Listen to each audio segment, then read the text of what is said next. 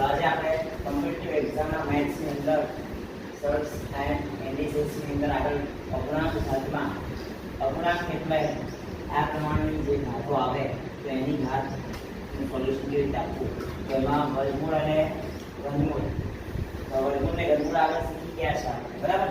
તો એની બહુ ચર્ચા નથી કરતા, પણ અહીંયા ચતુર્થમૂળ જ્યારે કાઢવાનું આપે કોઈ સંખ્યા તો કેવી રીતે કાઢવું, તો ચતુર્થમૂળ એટલે x ની 1/4 ઘાત કહેવાશે. તો 1/4 એટલે બે વાર એનું વર્ગમૂળ કાઢવું પડે. કોઈ પણ સંખ્યાનું બે વાર વર્ગમૂળ કાઢો એટલે એનું ચતુર્થમૂળ નીકળે. જો ઘાતમાં 0.25 હોય તો પણ ચતુર્થમૂળ સમજવાનું છે.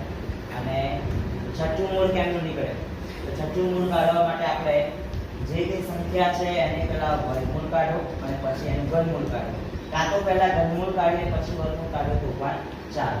જો એક્ઝામ્પલ જોઈએ તો વધારે તમે સમજણ પડશે. અહીંયા આપણે 16 નું ચતુર્થમૂળ કાઢવાનું છે. ચતુર્થમૂળ એટલે બે વાર શું કાઢવું પડે, વર્ગમૂળ. તો પહેલા 16 નું પહેલી વાર વર્ગમૂળ કાઢીએ આપણે 16 ને આ રીતે લખી નાખીએ, બરાબર.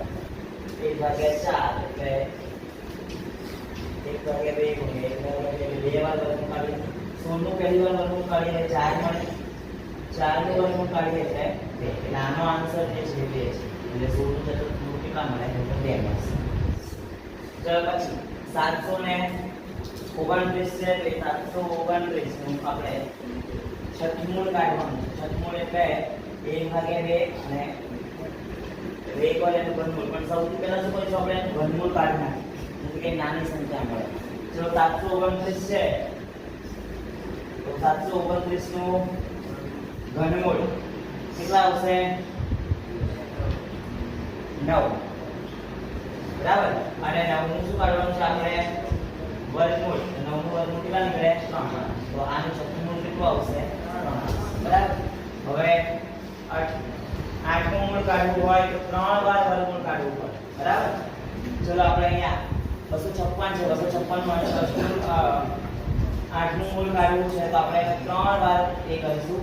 256 એટલે કોનો વર્ગ, 16 નો. એટલે એક વાર વર્ગમૂળ કાઢીશું 16 આયા, હજી બે વાર બાકી છે તો હજી એક વાર કાઢીએ તો 4 આવે, 4 નું વર્ગમૂળ કાઢીએ તો 2. એટલે આનો 8 નું મૂળ કેટલા નીકળશે. અને 9 નું મૂળ કાઢવું હોય તો આપણે બે વાર શું કાઢવું પડે, ચલો 512 છે, 512 નું ઘનમૂળ શું નીકળે,